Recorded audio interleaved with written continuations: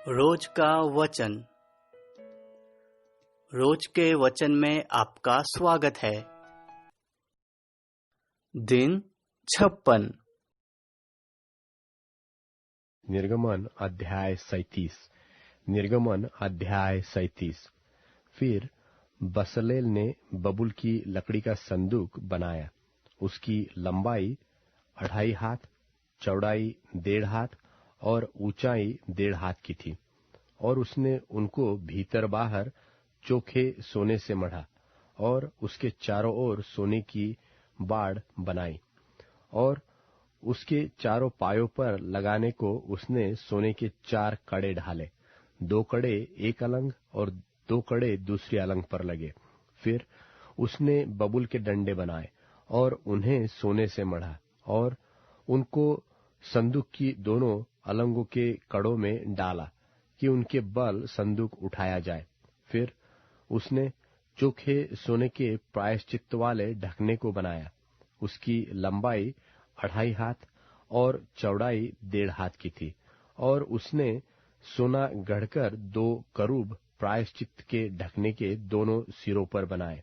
एक करूब तो एक सिरे पर था और दूसरा करूब दूसरे सिरे पर बना।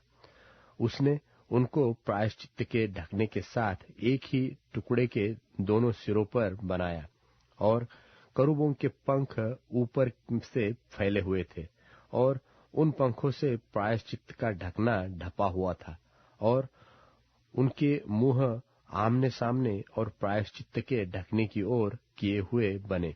फिर उसने बबुल की लकड़ी की मेज को बनाया। उसकी लंबाई 2 हाथ, चौड़ाई 1 हाथ और ऊंचाई 1.5 हाथ की थी।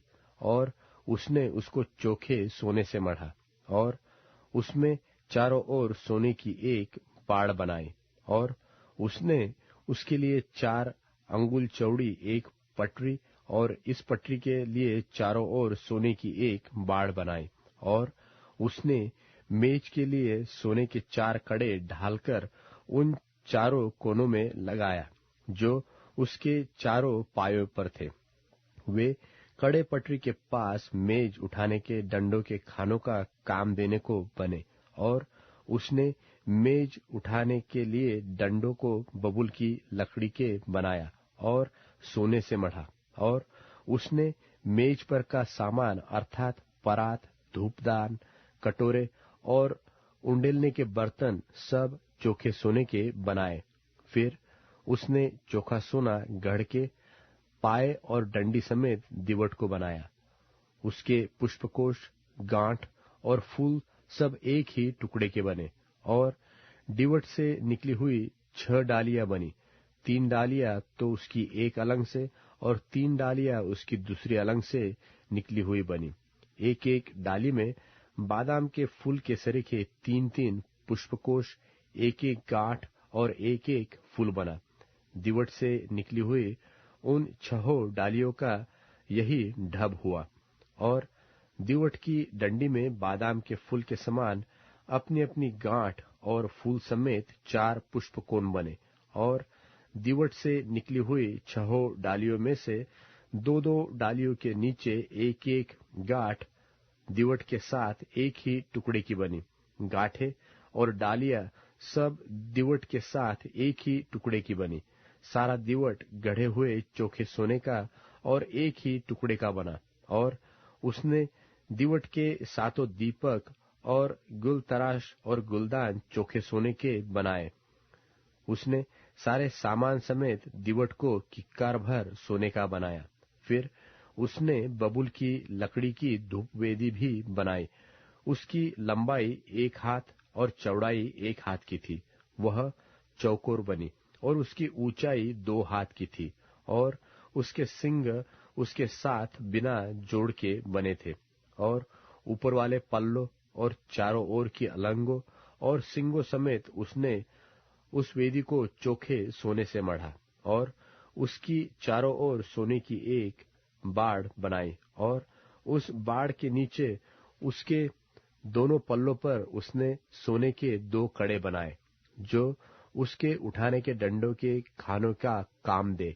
और डंडों को उसने बबुल की लकड़ी का बनाया। और सोने से मढ़ा, और उसने अभिषेक का पवित्र तेल, सुगंध द्रव्य का धूप गंधी की रीति के अनुसार बनाया।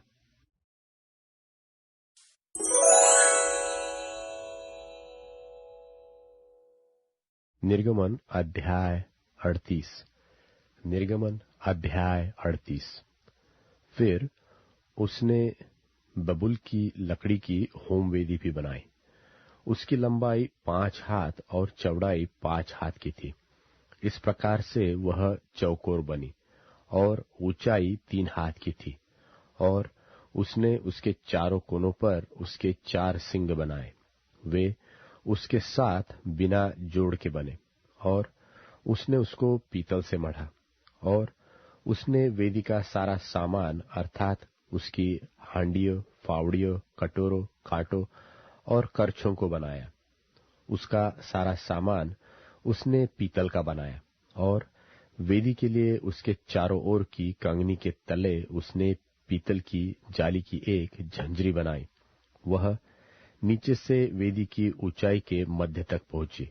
और उसने पीतल की झंझरी के चारों कोनों के लिए 4 कड़े ढाले, जो डंडों के खानों का काम दे। फिर उसने डंडों को बबूल की लकड़ी का बनाया और पीतल से मढ़ा। तब उसने डंडों को वेदी की अलंगों के कड़ों में वेदी के उठाने के लिए डाल दिया। वेदी को उसने तख्तों से खोखली बनाया। और उसने हौदी और उसका पाया दोनों पीतल के बनाए। यह मिलाप वाले तंबू के द्वार पर सेवा करने वाली महिलाओं के दर्पणों के लिए पीतल के बनाए गए। फिर उसने आंगन बनाया और दक्षिण अलंग के लिए आंगन के पर्दे बटी हुई सूक्ष्म सनी के कपड़े के थे और सब मिलाकर 100 हाथ लंबे थे। उनके लिए 20 खंबे और इनकी पीतल की 20 कुर्सियां बनी। और खंभों की घुंडियां और जोड़ने की छड़े चांदी की बनी। और उत्तर अलंग के लिए भी 100 हाथ लंबे पर्दे बने। और उनके लिए 20 खंबे और इतनी पीतल की 20 ही कुर्सियां बनी। और खंभों की घुंडियां और जोड़ने की छड़े चांदी की बनी। और पश्चिम अलंग के लिए सब पर्दे मिलाकर 50 हाथ के थे। उनके लिए 10 खंबे और 10 ही उनकी कुर्सियां थी।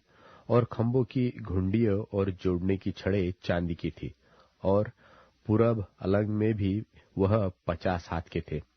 आंगन के द्वार के एक ओर के लिए 15 हाथ के पर्दे और उनके लिए 3 खंबे और 3 कुर्सियां थी।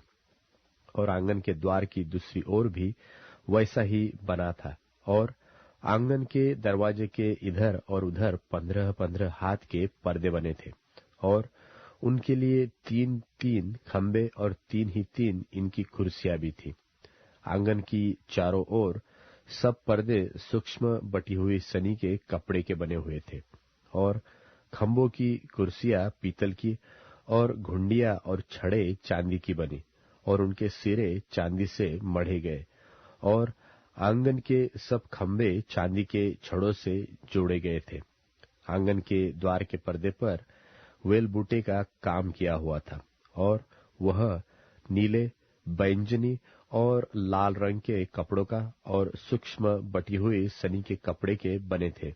और उसकी लंबाई 20 हाथ की थी। और उसकी ऊंचाई आंगन की कनात की चौड़ाई के समान 5 हाथ की बनी। और उनके लिए 4 खंबे और खंभों की 4 ही कुर्सियां पीतल की बनी। उनकी घुंडियां चांदी की बनी। और उनके सिरे चांदी से मढ़े गए। और उनकी छड़े चांदी की बनी। और निवास और आंगन की चारों ओर के सब खुंटे पीतल के बने थे। साक्षी पत्र के निवास का सामान जो लेवियों की सेवकाई के लिए बना और जिसकी गिनती हारून याजक के पुत्र इतामार के द्वारा मूसा के कहने से हुई थी, उसका वर्णन यह है। जिस जिस वस्तु के बनाने की आज्ञा यहोवा ने मूसा को दी थी, उसको यहूदा के गोत्र वाले बसलेल ने, जो हूर का पोता और ऊरी का पुत्र था, बना दिया। और उसके संग दान के गोत्र वाले अहीसामाक का पुत्र ओहोलीआब था, जो खोदने और काटने वाला और नीले बैंगनी और लाल रंग के और सूक्ष्म सनी के कपड़े में कारचोब करने वाला निपुण कारीगर था। पवित्र स्थान के सारे काम में जो भेंट का सोना लगा वह 29 किक्कार और पवित्र स्थान के शेकेल के हिसाब से 703 शेकेल था।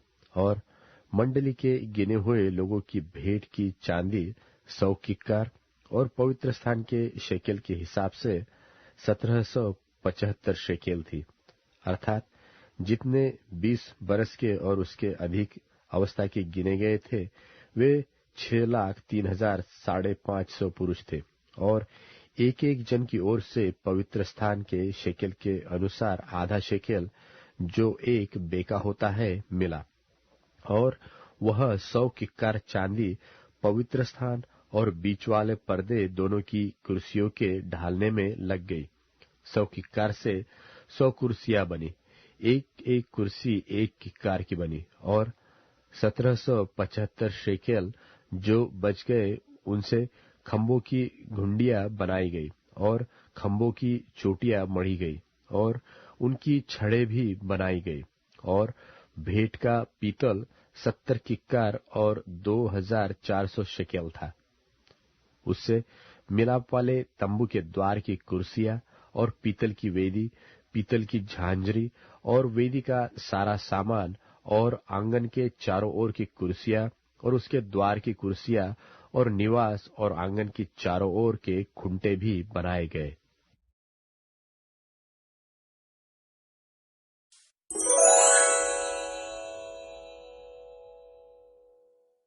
शिष्य अपने साथ रोटी लेना भूल गए थे। उनके पास नाव में एक से ज्यादा रोटी नहीं थी। उन्हें चेतावनी देते हुए यीशु ने कहा, फरीसियों के खमीर और हेरोदेस के खमीर से सावधान रहना। उन्होंने आपस में वाद विवाद करते हुए कहा, हमारे पास तो रोटी नहीं है। यह जानकर यीशु ने उनसे कहा, तुम लोग इस बात पर चर्चा क्यों कर रहे हो कि तुम्हारे पास रोटी नहीं है? क्या तुम अब तक समझ नहीं रहे हो? क्या तुम्हारा मन अभी भी कठोर है? तुम्हारे आंखें हैं, क्या तुम देख नहीं सकते हो? और तुम्हारे पास कान हैं, क्या सुन नहीं पाते हो? क्या तुम्हें याद नहीं है? मैंने जब 5,000 के लिए 5 रोटियां तोड़ी, तुमने टुकड़ों के कितने टोकरे उठाए थे? उन्होंने कहा, 12। और जब मैंने 4,000 के लिए 7 रोटियां तोड़ी थी, तब तुमने रोटियों के टुकड़ों के कितने टोकरे उठाए थे? वह बोले, 7। यीशु ने उनसे कहा, क्या बात है कि तुम कुछ भी नहीं समझते हो? जब यीशु बैतसैदा पहुंचे, एक अंधे व्यक्ति को वो उनके पास लाए ताकि यीशु उसे छुए। यीशु उसका हाथ पकड़कर शहर के बाहर ले गए। उसकी आंखों में थूक कर हाथ रखने के बाद पूछा कि उसे कुछ दिखाई दे रहा है या नहीं। उस आदमी ने ऊपर देखकर कहा, मुझे लोग चलते हुए दिख रहे हैं, लेकिन जैसे कि पेड़ चल रहे हों।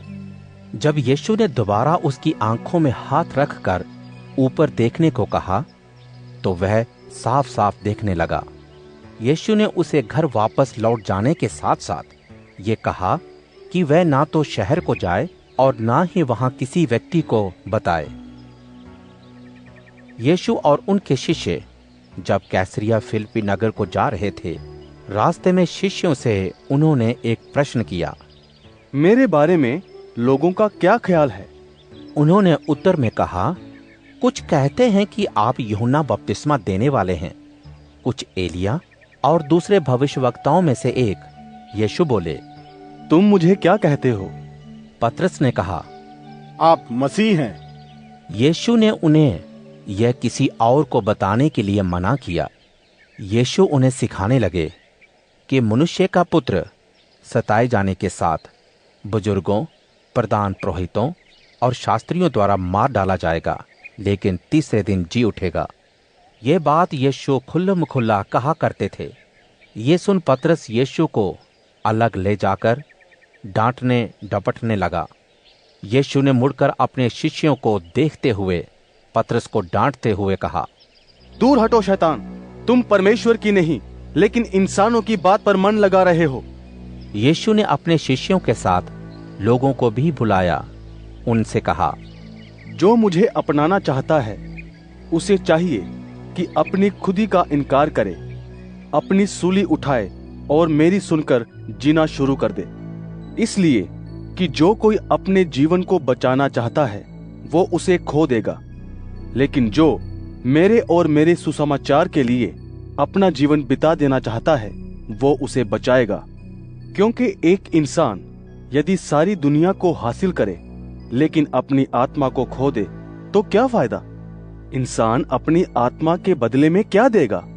इसलिए जो कोई इस व्यभिचारी और दुष्ट पीढ़ी से मुझसे शर्माएगा, मनुष्य का पुत्र जब अपने पिता की महिमा और पवित्र स्वर्गदूतों के साथ आएगा उससे शर्माएगा।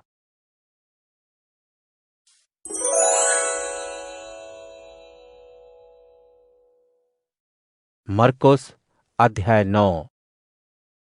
यीशु ने उन लोगों से कहा, मैं सच कहता हूं कि जो यहां खड़े हैं उनमें से कुछ मौत को तब तक नहीं चखेंगे जब तक कि वे परमेश्वर के राज्य को शक्ति के साथ आते हुए देख ना लेंगे।